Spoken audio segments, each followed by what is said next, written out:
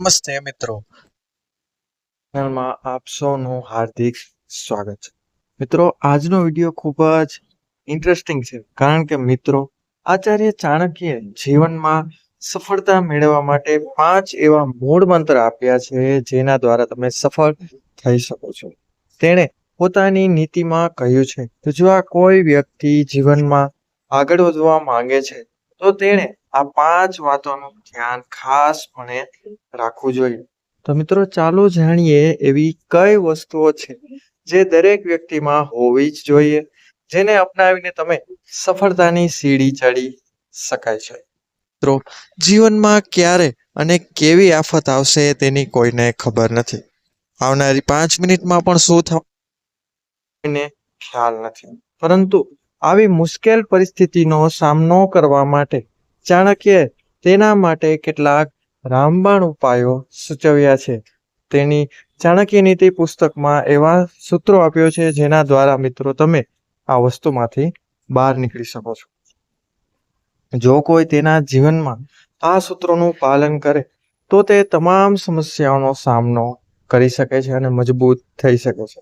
મિત્રો, આચાર્ય ચાણક્ય મનુષ્યને 5 આદતો અપનાવવાનું સૂચન કરે છે, જે જીવનમાં સફળતાની ચાવી તરીકે કામ કરે છે. તો મિત્રો, ચાલો જાણીએ કે એ 5 દ્વારા તમે જીવનની કોઈ પણ પરિસ્થિતિ બહાર નીકળી શકો છો. તો નંબર 1 છે મિત્રો, એકની શરૂઆત કરીએ તે પહેલા બોક્સમાં એકવાર સાચા મનથી જય માં લક્ષ્મી અવશ્ય લખજો. તો મિત્રો, નંબર 1 છે કે તમારી નબળાઈ કોઈને કહેશો નહીં. મિત્રો, આચાર્ય ચાણક્ય કહે છે કે વ્યક્તિએ પોતાની નબળાઈ ક્યારેય કોઈને ન જણાવવી જોઈએ. આ રહસ્ય જાહેર કરીને અન્ય વ્યક્તિ તમારા પર ગમે ત્યારે હુમલો કરી શકે છે. જો તમે તમારી નબળાઈ જાહેર કરો છો તો કોઈ પણ તમારા પર પ્રભુત્વ મિત્રો મેળવી શકે છે, તમારા ઉપર કાબુ મેળવી તમારી જ નબળાઈ તમારા વિરુદ્ધ ઉપયોગ કરી શકે છે. તમારી નબળાઈ વિશે બીજાને જણાવવું એ મિત્રો એ તમારો સૌથી મોટો દુશ્મન બની શકે અને તેનો લાભ પણ મેળવી શકે છે.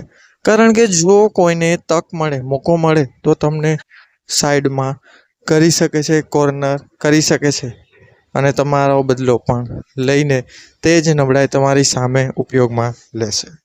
નંબર 2 છે મિત્રો, તમારું લક્ષ્ય કોઈને બતાવવું જોઈએ નહીં.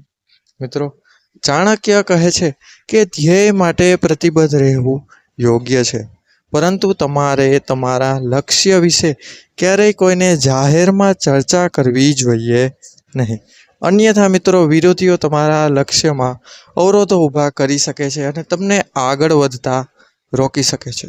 જે લોકો મિત્રો તમારી ઈર્ષા કરે છે તેઓ તમારા કરેલા કામને પણ બગાડી શકે છે. તેથી તમારું લક્ષ્ય શાંતિપૂર્ણ રીતે પ્રાપ્ત કરવું વધુ સારું રહેશે. ત્યારબાદ છે અન્ય 3 નંબર ઉપર આવે છે મિત્રો, આંખ બંધ કરી આ લોકો ઉપર વિશ્વાસ કરશો નહીં. મિત્રો, અહીંયા ચાણક્ય અમુક ખાસ પ્રકારના લોકો પર વિશ્વાસ કરવાની ના પાડી છે. મિત્રો, સફળતાનું સૌથી મોટું રહસ્ય જે આચાર્ય ચાણક્ય તેમની નીતિમાં જણાવે છે તે એ છે કે જે લોકો તમને દુઃખમાં જોઈને ખુશ થાય છે તે લોકો ઉપર મિત્રો ક્યારેય વિશ્વાસ કરશો નહીં. અને તે મિત્રો હંમેશા તમને દુઃખી જોવા જ માગે છે અને તમારા મનની કોઈ પણ વાત તેમને જણાવશો જ નહીં.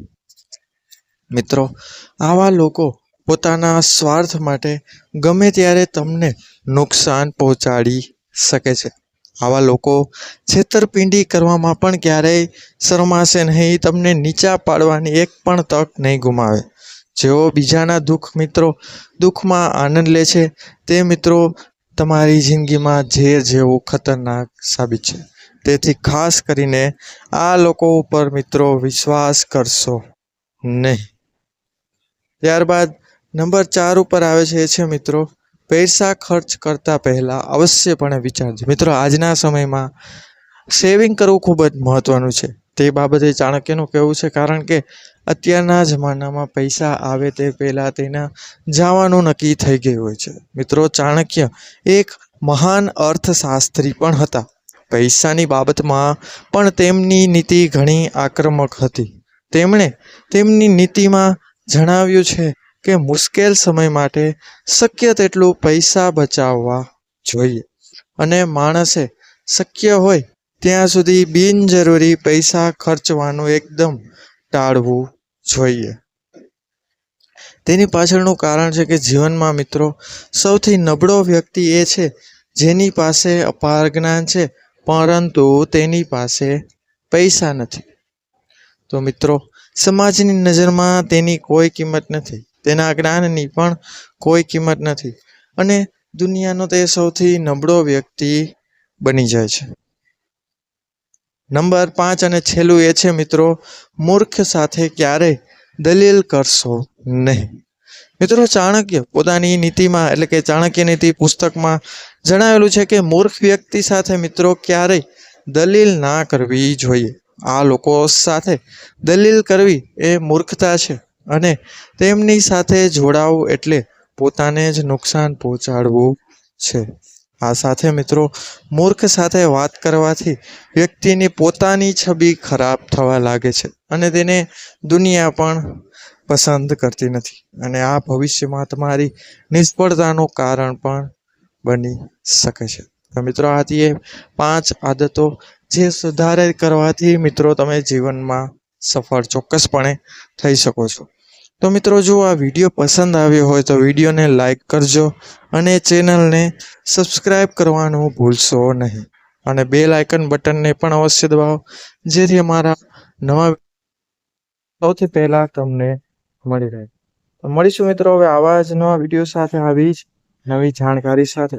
ત્યાં સુધી બધાને મારા હર હર મહાદેવ. ધન્યવાદ. અસ્તુ. આભાર.